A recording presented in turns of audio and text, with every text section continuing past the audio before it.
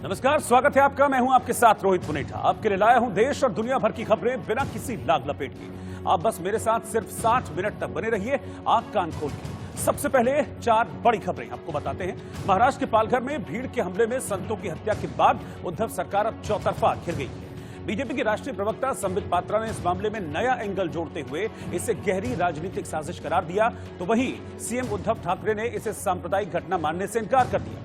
Corona संकट के बीच केंद्र सरकार ने पश्चिम बंगाल समेत कुछ राज्यों में इंटर मिनिस्ट्रियल सेंट्रल टीम भेजने का फैसला किया है, लेकिन पश्चिम बंगाल की मुख्यमंत्री ममता बनर्जी ने पीएम मोदी को चिट्ठी लिखकर इसका कड़ा विरोध किया है और इन टीमों को राज्य में भेजे जाने का कारण पूछा है। केरल सरकार ने लॉकडाउन में कुछ छूट देने पर केंद्रीय गृह मंत्रालय से मिले नोटिस का जवाब दिया है। केरल सरकार ने कहा है कि उन्होंने लॉकडाउन को कमजोर नहीं किया है। केरल सरकार की तरफ से कहा गया है कि महामारी से लड़ने के संबंध में केंद्र और राज्य का रुख एक समान है और राज्य की ओर से जो कदम उठाए गए हैं उसमें कोई विरोधाभास नहीं है। ये सिर्फ एक गलतफहमी है और इसे दूर कर दिया जाएगा। और देश में कोरोना वायरस से संक्रमित लोगों की संख्या 17,600 के पार पहुंच गई है, जबकि मौत का आंकड़ा बढ़कर 559 हो गया है। वहीं दुनिया भर में कहर बरपा रहे कोरोना वायरस से मौत का आंकड़ा 1,66,000 पहुंच गया और संक्रमितों की संख्या बढ़कर 24 लाख के ऊपर पहुंच गई है। महाराष्ट्र में पालघर के गढ़चिंचले गांव में 2 साधुओं की पीट कर निर्मम हत्या कर दी गई। बताया गया कि दोनों साधु मुंबई से गुजरात जा रहे थे, लेकिन किसी ने उनके चोर होने की अफवाह उड़ा दी। इसके बाद दर्जनों लोगों की भीड़ उन पर टूट पड़ी। हालांकि पालघर में साधुओं की हत्या पर गृह मंत्रालय ने महाराष्ट्र सरकार से डिटेल रिपोर्ट मांगी है, जबकि उद्धव सरकार ने कार्रवाई की है। 2 पुलिसकर्मियों को सस्पेंड कर दिया गया है और 110 लोगों को हिरासत में लेने का दावा किया जा रहा है।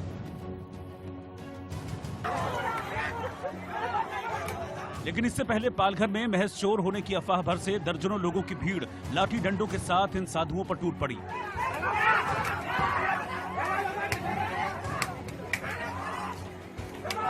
हैरानी की बात यह है कि साधुओं के साथ मारपीट की एक घटना वहां मौजूद पुलिसकर्मियों के सामने हुई और आरोपियों ने साधुओं के साथ एक ड्राइवर और पुलिसकर्मियों पर भी हमला किया।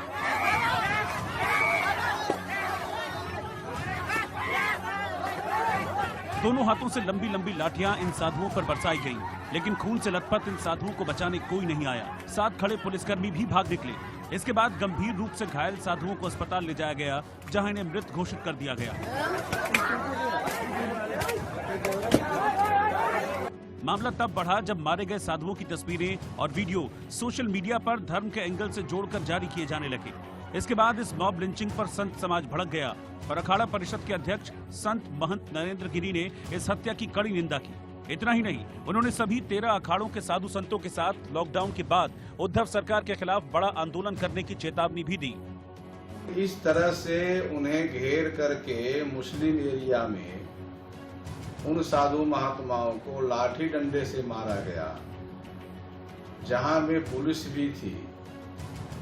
अब पुलिस के सामने हमारे 2 महात्मा मारे गए। यह जांच का विषय है कि कई संत महात्माओं को हमारे जो 2 महात्मा जूनागढ़ खड़े के मारे गए, उन्हें साधु संत होने के नाते वहां के मुस्लिम एरिया के लोगों ने अपना बदला तो ले रहे हैं। महंत नरेंद्र गिरी के अलावा उन्नाव से बीजेपी सांसद साक्षी महाराज ने भी संतों की मौत पर उद्धव सरकार को जमकर कोसा। किसी भी पुलिस वाले ने साधु सन्यासियों को बचाने का रंचक मात्र भी प्रयास नहीं किया। इसलिए मैंने भारत के गृह मंत्री से, महाराष्ट्र के मुख्यमंत्री से और वहां के गवर्नर से आग्रह किया है कि हत्यारों के खिलाफ तो एफआईआर दर्ज होनी ही चाहिए, परंतु इन पुलिस वालों के खिलाफ भी एफआईआर दर्ज होनी चाहिए। अब बहाना बनाया जा रहा है कि पुलिस वाले भी चोटिल हुए हैं, जब कोई हरकत में नहीं दिखाई दे रहा तो चोटिल कहां से हो गया? निश्चित रूप से नकली चोटें बनाई गई होंगी। साक्षी महाराज ही नहीं, यूपी के मुख्यमंत्री योगी आदित्यनाथ ने भी पालघर मॉब लिंचिंग पर सीएम उद्धव ठाकरे से कार्रवाई की मांग की है। उन्होंने ट्विटर पर लिखा, पालघर महाराष्ट्र में हुई जूना अखाड़े के संतों स्वामी कल्पवृक्ष गिरी जी, स्वामी सुशील गिरी जी और उनके ड्राइवर नीलेश तेलगड़े जी की हत्या के संबंध में शनिवार शाम महाराष्ट्र के मुख्यमंत्री उद्धव ठाकरे जी से बात की और घटना के जिम्मेदार तत्वों के खिलाफ कठोर कार्रवाई के लिए आग्रह किया, जिस पर महाराष्ट्र के मुख्यमंत्री ने बताया कि इस मामले में कुछ लोगों को गिरफ्तार किया गया है। सभी के विरुद्ध कठोर कार्रवाई की जाएगी। अब महज संत समाज ही नहीं, जूना अखाड़े के संतों स्वामी कल्पवृक्ष गिरी, स्वामी सुशील गिरी और उनके ड्राइवर नीलेश तेलगड़े की हत्या पर महाराष्ट्र में विपक्ष ने भी उद्धव सरकार को सवालों के घेरे में खड़ा कर दिया है। और 2 साधुओं समेत 3 लोगों के साथ हुई मॉब लिंचिंग को मुद्दा बनाकर महाराष्ट्र की महाविकास आघाड़ी सरकार को घेरने की कोशिश की। पालघर की मॉब लिंचिंग की घटना ये बहुत ही गंभीर है।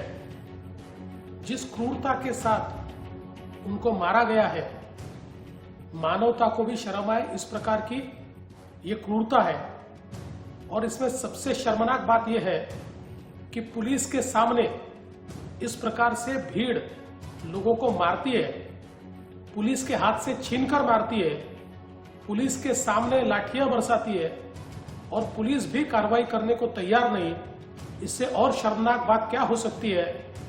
हालांकि विपक्ष के आरोपों को दरकिनार करते हुए पालघर मॉब लिंचिंग पर सीएम उद्धव ठाकरे ने आरोपियों पर कार्रवाई का दावा किया और मामले को सांप्रदायिक एंगल से न जोड़कर देखने की अपील की। इसमें कोई भी सांप्रदायिक बात है नहीं। 100 से भी ज्यादा लोगों को हमने गिरफ्तार किया है, जिनको 30 अप्रैल तक पुलिस कस्टडी मिली है, पुलिस की हिरासत में है। इसमें 5 जो इनके मुखिया थे वो भी आज कस्टडी में है और 100-150 जितने भी हो, जो भी लोग इसमें शामिल होने की संभावना है, उनकी तलाश जारी है। और फिर से मैं एक बार कहता हूं कि जो भी लोग इसमें गलतफहमी फैलाने की कोशिश करेंगे, कृपा कर ऐसा मत करें। मेरी बात अमित शाह जी से भी हुई है, सुबह उनका फोन था, कल योगी जी का भी फोन था और उनको भी मैंने सारी बात समझाई है। खैर, अब कार्रवाई हो, सियासत हो या फिर इस मामले को धार्मिक रंग देने की कोशिश, लेकिन एक और जहां दुनिया भर में कोरोना महामारी के कारण करीब 2 लाख लोगों की जान चली गई है और ज्यादातर लोग घरों में कैद हैं, ऐसे में मॉब लिंचिंग जैसी घटना कई सवाल खड़े करती है। इस बीच महाराष्ट्र में हुई पालघर मॉब लिंचिंग की घटना को बीजेपी के राष्ट्रीय प्रवक्ता संबित पात्रा ने नया रंग दे दिया है। पात्रा ने बीजेपी के राष्ट्रीय सचिव सुनील देवधर के ट्वीट को रीट्वीट करते हुए साधुओं की हत्या को गहरी राजनीतिक साजिश करार दिया है। दरअसल बीजेपी के राष्ट्रीय सचिव सुनील देवधर ने ट्वीट करते हुए लिखा कि स्थानीय लोगों के अनुसार मारपीट करने वाला शख्स शरद पवार जी की एनसीपी का जिला पंचायत सदस्य काशीनाथ चौधरी है। उसके साथ विष्णु पात्रा, सुभाष भावर और धर्मा भावर भी वहां थे। ये 3 सीपीएम के पंचायत सदस्य हैं। इसके बाद संबित पात्रा ने बीजेपी नेता के इसी ट्वीट को रीट्वीट करते हुए लिखा कि पालघर मॉब लिंचिंग केस में ये बहुत बड़ा खुलासा है और ये किसी की गहरी साजिश की ओर इशारा कर रहा है। जहां पर यह केस हुआ वहां राजनीतिक पार्टियों के नेता क्या कर रहे थे, क्योंकि जिन पार्टियों के नेता वहां मौजूद थे वो सभी भगवा से नफरत करने वाले हैं। हालांकि कांग्रेस ने बीजेपी पर पालघर की घटना पर राजनीति करने का आरोप लगाया है। कांग्रेस नेता जयराम रमेश ने लिंचिंग की घटना पर टिप्पणी करते हुए कहा कि लगता है कि बीजेपी हमारे समाज के इतिहास में बहुत ही विचलित कर देने वाली राजनीति कर रही है। और इस बीच जूना अखाड़े के महामंडलेश्वर आचार्य अवधेशानंद गिरी जी महाराज हमारे साथ जुड़ गए हैं। मैं सीधा उन्हीं से बातचीत करूंगा। अवधेशानंद जी, स्वागत है आपका इंडिया न्यूज में। और सबसे पहला सवाल मेरा यही है कि ये कहा जा रहा है इस घटना को लेकर कि एक अफवाह फैली और उस अफवाह में ये सब कुछ हो गया। उस अफवाह के चलते ही 2 संतों को वहां पर पीट कर मार दिया गया। उनके साथ जो ड्राइवर था उसको भी अफवाह के चलते मार दिया गया। संत समाज, या फिर आपको क्या लगता है कि क्या ये सब कुछ जो हुआ ये महज एक अफवाह की वजह से हुआ?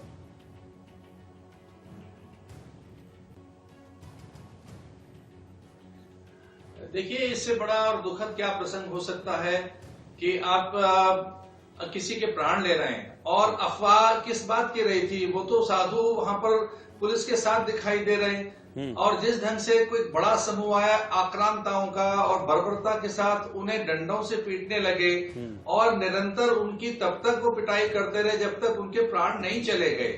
तो किस प्रकार की अफवाह थी? तो ये मुझे ऐसा लगता है कि संतों की हत्या पर नाना प्रकार की बयानबाजी बंद होनी चाहिए, राजनीति बंद होनी चाहिए। इस बजाय इसके कि आप शोक व्यक्त करें, बजाय इसके वहां की सरकार एक तरह से खेद व्यक्त करे, उसे कष्ट हो, आपको पीड़ा होनी चाहिए कि आप संतों की हत्या कर रहे हैं और उन संतों की हत्या कर रहे हैं जो बहुत प्राकृतिक है, निर्दोष है, निरीह है, निर्बल है। वो वन में रहने वाले सन्यासी अथवा जो प्रकृति का स्वरूप है। सन्यासी तो वैसे भी एक प्रकार से परमार्थ और परोपकार की सत्ता है जिसका सब कुछ दूसरों के लिए है। सन्यासी तो एक वृक्ष की तरह से होता है, एक सामान्य पुष्प की तरह से जो अपना फूल और गंध, जो पुष्प अपना गंध, सुगंध और शहद आदि सबको देता है। तो एक सन्यासियों की हत्या हुई, उस पर कठोर कार्रवाई हो, उस पर आप इन्वेस्टिगेशन करें, वहां की सरकार ये होना चाहिए कि इसमें राजनीति होनी चाहिए। इस पर आप ये कह रहे हैं गलतफहमी थी, कोई एक बात कह रहा था कि वहां चोरी की बात कर रहे थे, ये सारी बातें न होकर वहां की सरकार को भारी खेद व्यक्त करना चाहिए, नंबर एक। और दूसरी बात यह कि उसके तह में जाइए आप। हाँ, गिरफ्तारी हुई है, बहुत अच्छी बात है, लेकिन उसका प्रॉपर इन्वेस्टिगेशन कीजिए। हम इसका स्वागत करते हैं कि उन्होंने सब आरोपियों को गिरफ्तार किया है, लेकिन पूरे समाज में आक्रोश है, संत समाज इससे क्षुब्ध है। और लॉकडाउन में ये इतने लोग कहां से आ गए पीटने के लिए? लॉकडाउन की मर्यादा कैसे तोड़ दी उन्होंने? तो अच्छा, उस लॉकडाउन में साधुओं पर प्रहार, ये बहुत इसकी मैं भर्त्सना करता हूं। एक सभ्य समाज में ऐसा नहीं होना चाहिए। देखिए स्वामी जी, आप भी किसी साजिश की ओर इशारा कर रहे हैं। आप नाना प्रकार की बातें कर रहे हैं कुछ लोग। हाँ, आप भी किसी साजिश की ओर इशारा कर रहे हैं। बीजेपी भी ये कह रही है कि ये कहीं ना कहीं कोई साजिश है। साजिश की ओर इशारा, बीजेपी भी ये कह रही है कि साजिश है। मैंने महाराष्ट्र के कैबिनेट मंत्री से बातचीत की थी। मैं पहली बात तो महाराष्ट्र के कैबिनेट मंत्री अशोक चव्हाण से मैंने बातचीत की थी, वो भी कह रहे हैं कि हम इसके पीछे कोई साजिश है तो हम उसको जांच करेंगे। अगर ये साजिश है तो सवाल यही उठता है, क्योंकि जो आप बात कह रहे थे कि भाई संत तो अच्छी बात है, उसकी जांच होनी चाहिए। हाँ, तो संत तो वही मैं कह रहा हूं कि संत तो साजिश से, संसार से, मोह माया इन सबसे परे हैं, उनके खिलाफ कौन साजिश करेगा? भैया इसमें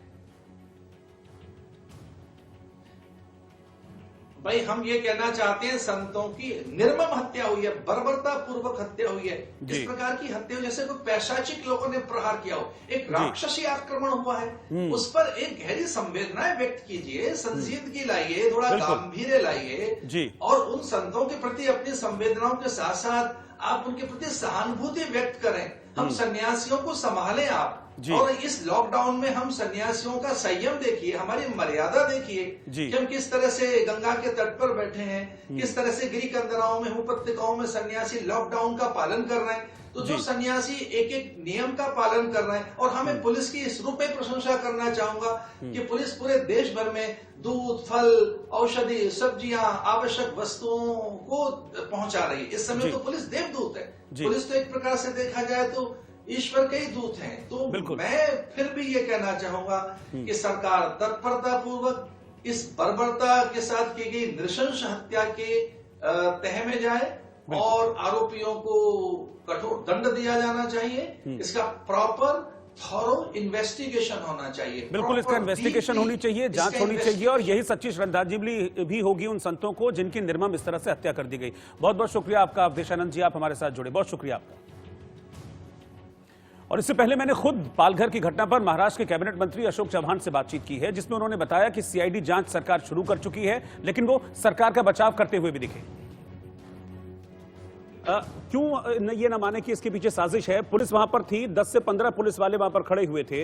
एक साधु लगातार बार बार पुलिस वाले का हाथ पकड़ रहा था, वो पुलिस वाला कंधा झटक दे रहा था उस साधु का। क्यों पुलिस वहां से भाग गई? क्यों नहीं बचाया उन लोगों को? देखिए, मैं समझता हूं कि इतने मॉब के सामने 8-9 पुलिस कुछ नहीं कर पाती है, क्योंकि वहां से पुलिस हेडक्वार्टर तकरीबन 45 किलोमीटर दूरी पर है, ऐसे मैं समझता हूं। और इस इतने बड़े मॉब के सामने 9-10 पुलिस वहां पर कुछ कर पाएगी या नहीं कर पाती, ये मामला तहकीकात का मामला है। मैं इसमें तो इसलिए मरने के लिए छोड़ दिया जाए किसी को? सर, इसलिए किसको मरने के लिए छोड़ दिया जाए? जी, इसीलिए मरने के लिए छोड़ दिया गया उन साधुओं को? बिल्कुल नहीं, बिल्कुल नहीं, ये बात तो गलत है।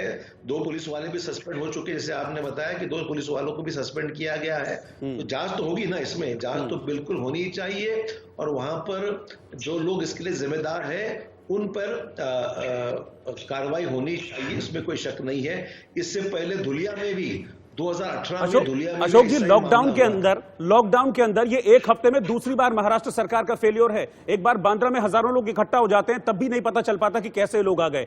फिर यहां पर 100, 150, 200 आदमी इकट्ठा होकर 3 लोगों की हत्या कर देते हैं। एक हफ्ते के अंदर दूसरा फेलियर है, वो भी लॉकडाउन में, जब एक आदमी को भी गैर वाजिब बिना रीजन के निकलने की इजाजत नहीं है, वहां हजारों लोग इकट्ठा हो जा रहे हैं। देखिए, आप लगातार सरकार पे आरोप किए जा रहे हैं। मैंने इससे पहले भी आपके ही चैनल पे बताया था कि मुंबई का जो घटना है, बांद्रा की घटना जो है, वहां पर रेलवे के लापरवाही के वजह से वहां पर जो रेलवे ने आदेश जारी किए थे, ऑनलाइन बुकिंग जारी की थी, उसके वजह से लोग वहां इकट्ठा हुए और लोग इकट्ठा होने के कारण वहां भीड़ हो गई।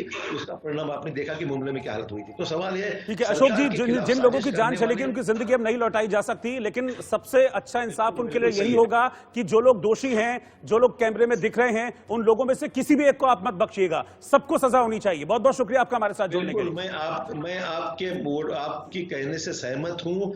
जो लोग वहां पाए गए, जो लोग 110 लोग वहां जो इन्वॉल्व दिख रहे हैं वहां पर, उन पे तो कार्रवाई होनी चाहिए और इसके पीछे कौन था इसमें जांच सीआईडी डिटेल में करनी चाहिए, इसमें कोई शक नहीं।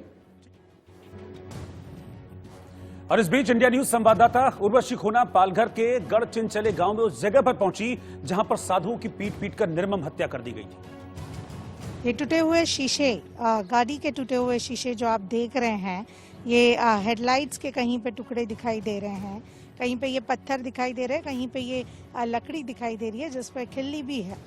तो मैं आपको बता दूं, ये पूरा जो आप ये स्पॉट देख रहे हैं, ये वो स्पॉट है गढ़चिंचले गांव का, पालघर के गढ़चिंचले गांव का, जहां पे 2 साधु और एक ड्राइवर की हत्या की, पीट कर उन्हें मारा गया और उनकी हत्या हुई। ये तकरीबन जो रात के समय हुआ, बुधवार गुरुवार की बात है जब ये चीज़ हुई।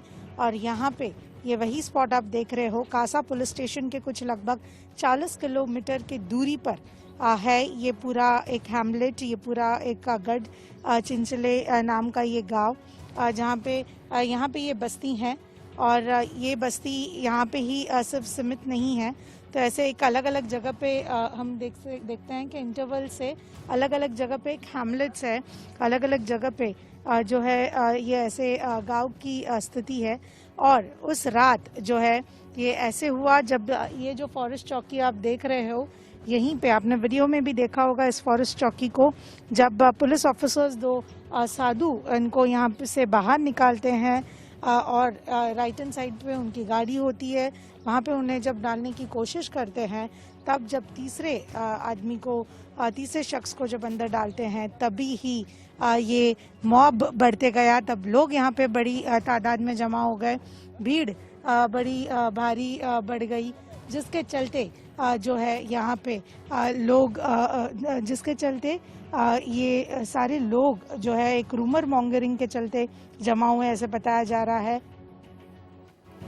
पालघर मॉब लिंचिंग पर बॉलीवुड में भी गुस्सा है। बॉलीवुड एक्टर और डायरेक्टर फरहान अख्तर ने सख्त नाराजगी जाहिर करते हुए ट्विटर पर लिखा है कि पालघर में हुई हिंसा की कड़ी निंदा करता हूं, जिसमें 3 लोगों की जान चली गई।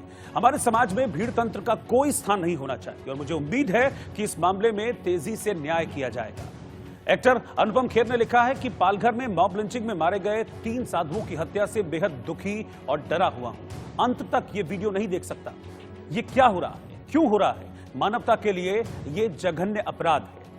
डायरेक्टर अनुराग कश्यप ने भी इस घटना की निंदा करते हुए लिखा है कि इसमें अब हिंदू मुस्लिम के एंगल मत ढूंढिए, रिपोर्ट को पढ़िए। लगभग 100 लोगों को गिरफ्तार किया गया है।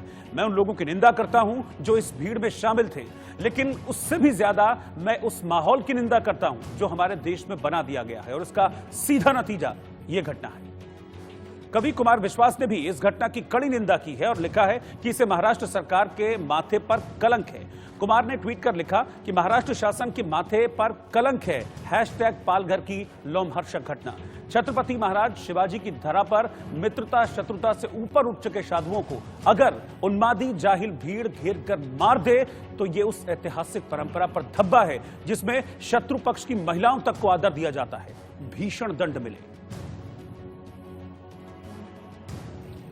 महाराष्ट्र के पालघर में भीड़ की हिंसा में मारे गए संत सुशील गिरी यूपी के सुल्तानपुर के रहने वाले थे, लिहाजा उनके मारे जाने की खबर जब उनके घर पहुंची तो वहां पर मातम पसर गया। परिवार वालों ने बताया कि संत सुशील गिरी का नाम शिव नारायण था। घर वालों के मुताबिक 16 साल की उम्र में ही संतों के सानिध्य के बाद उन्होंने घर छोड़ दिया था। इसके बाद मौत की खबर आई तो पूरे परिवार में मातम छा गया और परिवार वाले महाराष्ट्र और केंद्र सरकार से उनके बेटे को न्याय दिलाने की मांग कर रहे हैं। क्या नाम है आपका? जी, सपना मिश्रा। ये क्या मामला है पालगढ़ वाला, ये आपके रिलेशन क्या लगते थे? जी, ये पालगढ़ का मामला जो आप नेशनल लेवल पे देख रहे हैं, टीवी के माध्यम से देख रहे हैं, फेसबुक, ट्विटर पे तो पूरी तरीके से छाया हुआ है। तो ये सुशील गिरी महाराज जो कि मेरे अपनी सगी बुआ के बेटे हैं, मेरे छोटे भाई थे, उनके साथ घटित हुई।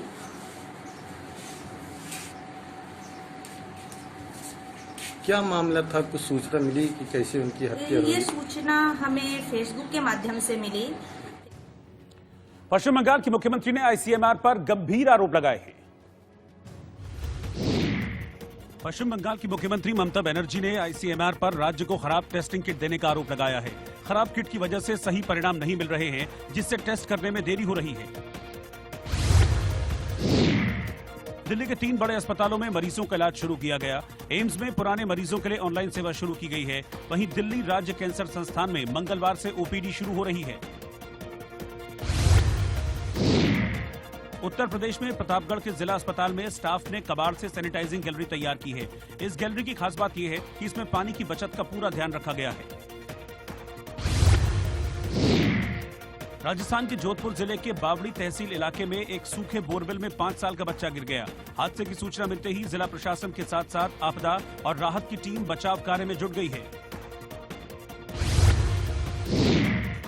कनाडा के नोवा स्कॉटिया प्रांत में लॉकडाउन के बावजूद एक बंदूकधारी ने पुलिस के कपड़े पहनकर ताबड़तोड़ गोलियां चलाईं। इस फायरिंग में 16 लोगों की मौत हो गई। हमलावर को भी मार गिराया गया।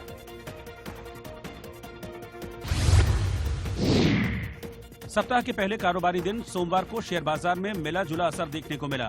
सेंसेक्स 59 अंक चढ़कर 31,648 पर बंद हुआ। वहीं निफ्टी 4 अंक गिरकर 9,261 पर बंद हुआ। और आंख कान खोल के में फिलहाल वक्त एक छोटे से ब्रेक का है, लेकिन ब्रेक पर जाने से पहले लॉकडाउन में उन लड़कियों की हालत देखिए जो घर से बाहर या पढ़ाई के लिए हॉस्टल में रह रही थी, लेकिन जब वो लॉकडाउन से पहले घर लौटी तो कैसे उनकी पोल खुल गई।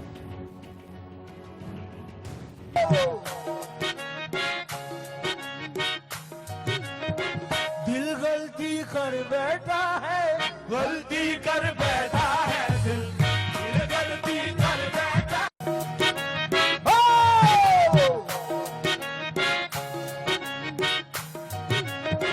दिल गलती कर बैठा है, गलती कर बैठा है, दिल गलती कर बैठा है, गलती कर बैठा है, दिल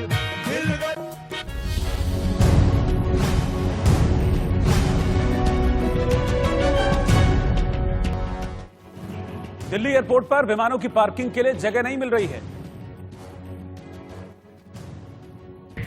लॉकडाउन में उड़ानों के बंद होने से दिल्ली एयरपोर्ट पर विमानों को पार्किंग के लिए पर्याप्त जगह नहीं मिल रही है। एयरपोर्ट के एप्रन पूरी तरह से भर चुके हैं, जिसके बाद विमानों को रनवे पर खड़ा करना पड़ा।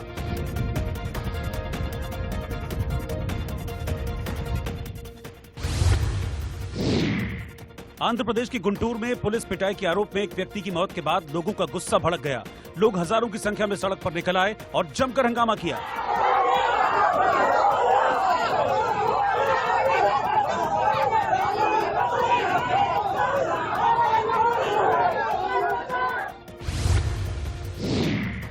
लॉकडाउन के दूसरे चरण में 20 अप्रैल को थोड़ी छूट मिलने के बाद मुंबई के वाशी और दहिसर टोल नाके पर गाड़ियों की लंबी कतार लग गई।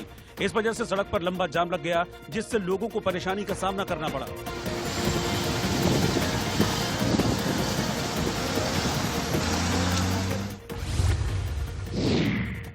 मध्य प्रदेश के झाबुआ में लॉकडाउन के दौरान बैंक से निकासी के दौरान लोगों की भारी भीड़ जमा हो गई। यहां किसी ने भी एक दूसरे से पर्याप्त दूरी नहीं बनाई हुई थी।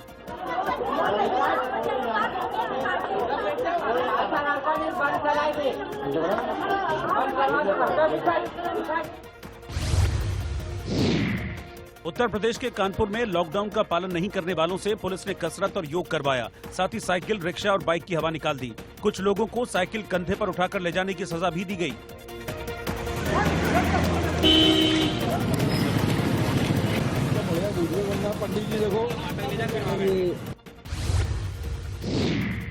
लॉकडाउन में छूट मिलने के बाद मध्य प्रदेश के अशोकनगर में किसान फसल बेचने के लिए बड़ी संख्या में बाहर निकल पड़े। सड़क पर सैकड़ों की संख्या में ट्रैक्टर ट्रॉली आ जाने से लंबा जाम लग गया।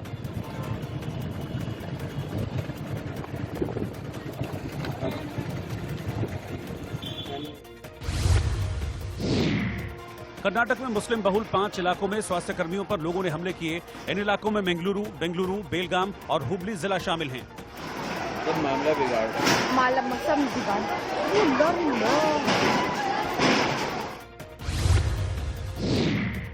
चेन्नई में कोरोना वायरस से मौत के बाद स्थानीय लोगों ने अंतिम संस्कार को रोक दिया और एम्बुलेंस में तोड़फोड़ की। बाद में पुलिस की निगरानी में दूसरी जगह शव का अंतिम संस्कार किया गया।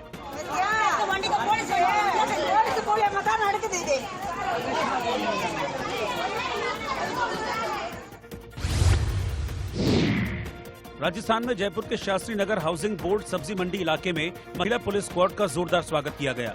यहां मुस्लिम समुदाय के लोगों ने महिला पुलिस कर्मियों पर फूलों की बारिश की।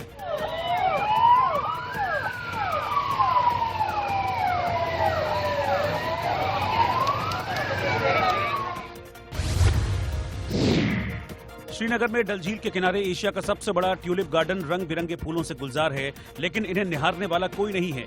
कोरोना वायरस की वजह से लगे लॉकडाउन की वजह से यहां सन्नाटा पसरा हुआ है।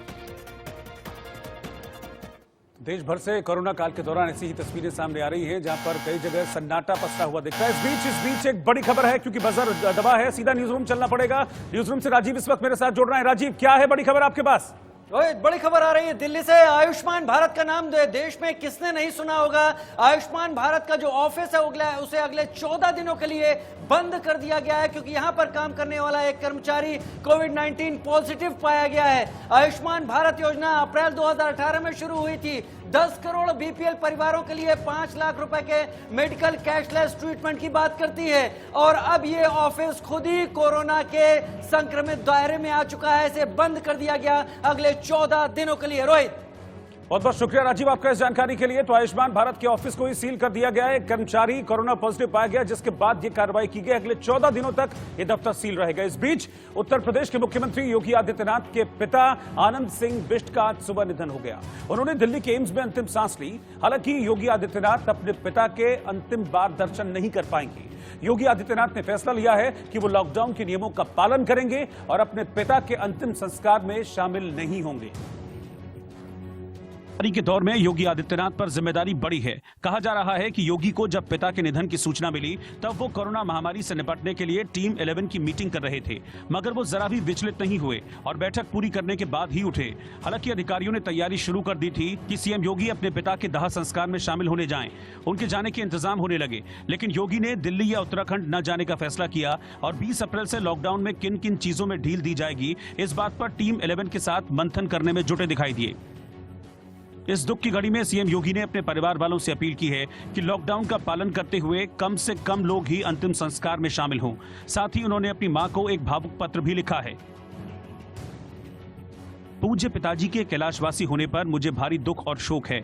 वो मेरे पूर्वाश्रम के जन्मदाता हैं। जीवन में ईमानदारी, कठोर परिश्रम और निस्वार्थ भाव से लोक मंगल के लिए समर्पित भाव के साथ कार्य करने का संस्कार बचपन में उन्होंने मुझे दिया। अंतिम क्षणों में उनके दर्शन की इच्छा थी, लेकिन कोरोना वायरस के खिलाफ उत्तर प्रदेश की 23 करोड़ जनता के हित में आगे बढ़ने के कर्तव्य बोध के कारण मैं उनके आखिरी दर्शन नहीं कर सका। कल 21 अप्रैल को अंतिम संस्कार के कार्यक्रम में लॉकडाउन की सफलता और महामारी कोरोना को परास्त करने की रणनीति के कारण भाग नहीं ले पा रहा हूं। पूजनीय मां, पूर्वाश्रम से जुड़े सभी सदस्यों से भी अपील है कि वो लॉकडाउन का पालन करते हुए कम से कम ही अंतिम संस्कार के कार्यक्रम में रहें। पूज्य पिताजी की स्मृतियों को कोटि कोटि नमन करते हुए उन्हें विनम्र श्रद्धांजलि अर्पित कर रहा हूं। लॉकडाउन के बाद मिलने आऊंगा। दरअसल 89 साल के आनंद सिंह बिष्ट को तबीयत खराब होने पर 13 अप्रैल को दिल्ली के एम्स में भर्ती कराया गया था, जहां उनकी हालत गंभीर थी और उन्हें वेंटिलेटर सपोर्ट पर रखा गया था। लेकिन कल रात ही उनकी तबीयत अचानक बिगड़ गई। इसके बाद सुबह 10:30 बजे उनकी हालत और खराब हो गई और उनका निधन हो गया। कोरोना संकट से निपटने के लिए पूरे देश में लॉकडाउन के बीच एशिया के सबसे बड़े ट्यूलिप गार्डन में इन दिनों लाखों ट्यूलिप खिले हुए हैं, लेकिन उन्हें निहारने वाला कोई नहीं है। ट्यूलिप गार्डन में मार्च के अंतिम सप्ताह में फूल खिलते हैं, लेकिन लॉकडाउन की वजह से पूरा गार्डन इस वक्त सूना पड़ा हुआ है। ट्यूलिप गार्डन के इतिहास में शायद ये पहली बार है। इस बार इन ट्यूलिप को शायद ही कोई देख पाए। श्रीनगर में इंडिया न्यूज संवाददाता आरिश बिलाल की ये एक्सक्लूसिव रिपोर्ट देखिए। एशिया का सबसे बड़ा ट्यूलिप गार्डन इस वक्त पूरे जोबन पर है। ये बाग जो है, इसको एशिया का सबसे बड़ा बाग माना जाता है, और क्योंकि यहाँ पे तकरीबन 13 लाख फूल खिले हुए हैं और हर साल तकरीबन 5 लाख के करीब पर्यटक इस बाग को देखने के लिए आते हैं। लेकिन इस साल कोविड-19 की वजह से, लॉकडाउन से ये सारी मेहनत जो है वो ज़ाया हो गई है। आप देख सकते हैं कि कितना बड़ा ये बाग है और हर तरफ फूल ही फूल खिले हुए हैं, और तकरीबन जो जितने भी टूरिस्ट कश्मीर घाटी का दौरा करते हैं वो अपने सफ़र की शुरुआत यहीं से करते हैं। श्रीनगर में ये वाक़या है और इसको 2007 में उस वक़्त के मुख्यमंत्री गुलाम नबी आज़ाद ने बनवाया था, और ये एक टूरिज़्म इंडस्ट्री के लिए एक बहुत बड़ा अट्रैक्शन है। लेकिन कई महीनों की मेहनत इस साल ज़ाया हो गई है, क्योंकि इस बाग को मेंटेन करने में तकरीबन 7-8 महीने लग जाते हैं। 7-8 महीने पहले से ही शुरुआत हो जाती है इस बाग को सजाने में, और सिर्फ 1 महीने ये फूल खिले रहते हैं और अप्रैल के ख़त्म होते होते ये फूल भी मुरझा जाते हैं। लेकिन जैसा मैंने कहा कि कोविड-19 की वजह से जो लॉकडाउन हुआ है, उस वजह से जो कश्मीर की टूरिज्म इंडस्ट्री है, न सिर्फ उसको दचका लगा है, बल्कि जो इस बाग को बनाने में मेहनत गई है वो भी ज़ाया हो गई है। कोरोना वायरस के संक्रमण में बढ़ोतरी के बीच स्वास्थ्य मंत्रालय ने देश को एक अच्छी खबर दी है, जिसके तहत गोवा कोरोना फ्री राज्य बन चुका है। देश के 59 जिलों में पिछले 14 दिनों में कोरोना का कोई भी केस नहीं मिला है। कोरोना संक्रमण केसों के दोगुना होने की रफ्तार भी अब घट गई है। अब 7.5 दिन में कोरोना के मामले दोगुने हो रहे हैं। पहले ये 3.5 दिन में हो रहे थे, यानी पहले 3.5 दिन में ही कोरोना के दोगुना मामले सामने आ जा रहे थे। कुछ राज्यों में 20 दिन में संक्रमण के मामले दोगुने हो रहे हैं।